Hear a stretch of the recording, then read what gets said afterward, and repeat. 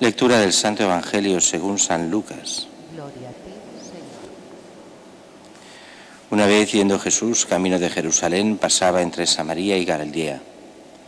Cuando iba a entrar en una ciudad, vinieron a su encuentro 10 hombres leprosos, que se pararon a lo lejos y a gritos le decían: Jesús, Maestro, ten compasión de nosotros.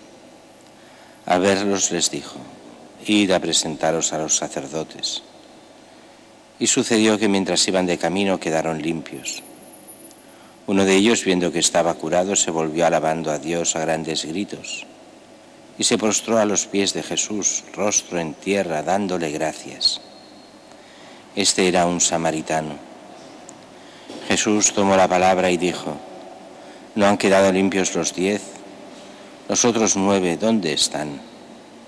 No ha habido quien volviera a dar gloria a Dios más que este extranjero. Y le dijo: levántate, vete, tu fe te ha salvado. Palabra del Señor. Gloria a ti, Señor Jesús.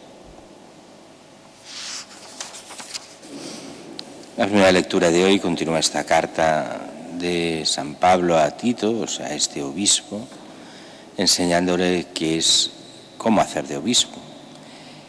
Y entre otras cosas dice: recuérdales que se sometan a los gobernantes y las autoridades, que obedezcan. Claro, aquí hay que entenderlo bien. Todos los primeros cristianos obedecían a las autoridades en aquello que era justo. Como esto ya lo demuestran los primeros documentos, desde los mismos Hechos de los Apóstoles hasta la Didache, el primer catecismo, todos los textos antiguos, cómo se reza por quien gobierna, por los gobernantes, cómo se obedecen las leyes, pero solo las leyes justas. Cuando una ley es claramente injusta, ya desde el primer momento, y se nos dice con estas palabras en los Hechos de los Apóstoles, ¿a quién hay que obedecer? ¿A Dios o a los hombres? Y no hay duda, hay que obedecer a Dios más que a los hombres. No quiere decir eso ponerse contra los gobiernos, ni muchísimo menos, al revés. La idea de fondo es que en principio hay que obedecer las leyes, pero siempre que las leyes se hayan hecho con la mentalidad de lo que han de ser las leyes, o sea, la justicia, el bien del pueblo.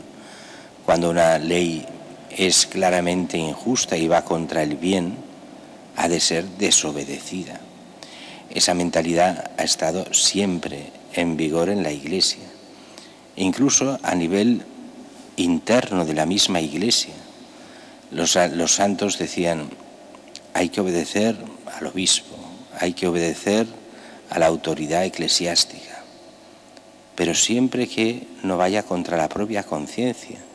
Si me exige algo que esté mal objetivamente, hay que desobedecer. Por eso no es los gobiernos, ni el gobierno eclesial, ni el gobierno político, no es una autoridad máxima. La autoridad máxima es Dios. Por eso hay que obedecer a priori, sí, claro, siempre que no vayan contra el bien, contra la conciencia, siempre que sean leyes aceptables, que muchas veces lo son, pero otras veces no. Y de ahí viene esa objeción de conciencia que parece cosa muy moderna, pero que ya estaba en la Iglesia original en el siglo I, desde el principio, desde los Hechos de los Apóstoles, desde el mismo Jesús con los mismos fariseos. Y después continúa: ¿cómo éramos los cristianos sin Cristo, antes de ser cristianos? Y entonces aquí empieza a hablar de cómo es el hombre. El hombre, cuando se deja llevar solo por su egoísmo, incluso creyéndose religioso, pero que vive solo para sí, vive con envidia, buscando los placeres de todo tipo, como muchas veces vive en el odio, y como el único que en el fondo llega a salvarnos de todo eso es la gracia. Mucha gente piensa que somos salvados por lo buenos que somos. No, somos salvados por gracia de Dios. Y si en algún momento fuéramos buenos, lo seríamos por su gracia, por Él, Aquí hay ese doble juego de combinación. Necesitamos la gracia de Dios para hacer el bien, pero es verdad que si no ponemos de nuestra parte tampoco lo haremos. Por eso hay una parte meritoria, que es la de poner nuestra voluntad en la voluntad de Dios, pero sabiendo que el bien procede de Él, que Él lo es todo, que solo la gracia nos lleva hacia Él y hacia la salvación. Mientras que el Evangelio de hoy es un Evangelio raro. Jesús, que cura a estos 10 leprosos que le piden compasión desde lejos, y que Jesús simplemente les dice: id y presentaros a los sacerdotes. ¿Qué quiere decir eso? ¿Cuándo se presentaba un leproso a los sacerdotes?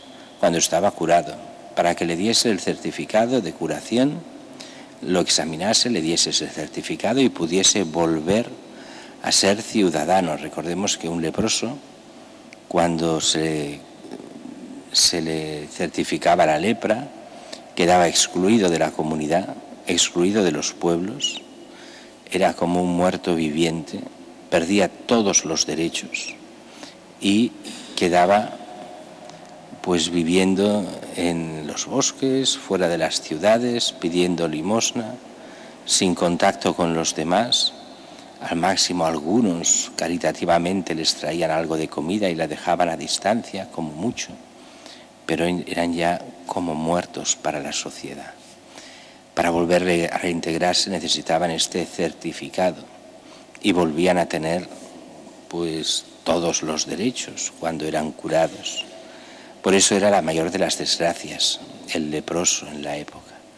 10 leprosos se presentan a Jesús. Jesús los envía al sacerdote para que certifiquen su salud.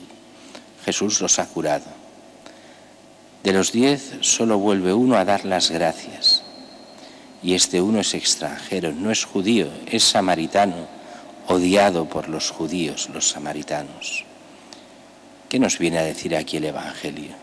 Porque el Evangelio no está hecho para aquella época solo, sino para la nuestra. Y en la nuestra puede pasar lo mismo, que muchas veces nosotros, el Señor actúe, ni nos demos cuenta que actúa en nosotros y seamos incapaces de dar gracias por los beneficios que de Él recibimos. Y a veces puede pasar que mucho cristiano, creyéndose con tantos derechos ante Dios, no se dé ni cuenta de lo mucho que Dios va haciendo por cada uno de nosotros. Y hemos de darle siempre gracias, darnos cuenta de lo afortunados que somos desde la fe y cómo hemos de siempre reconocer el bien que Dios nos hace. Y el bien que Dios quiere mayor para nosotros es una vida auténticamente cristiana y que entremos con Él en la vida eterna.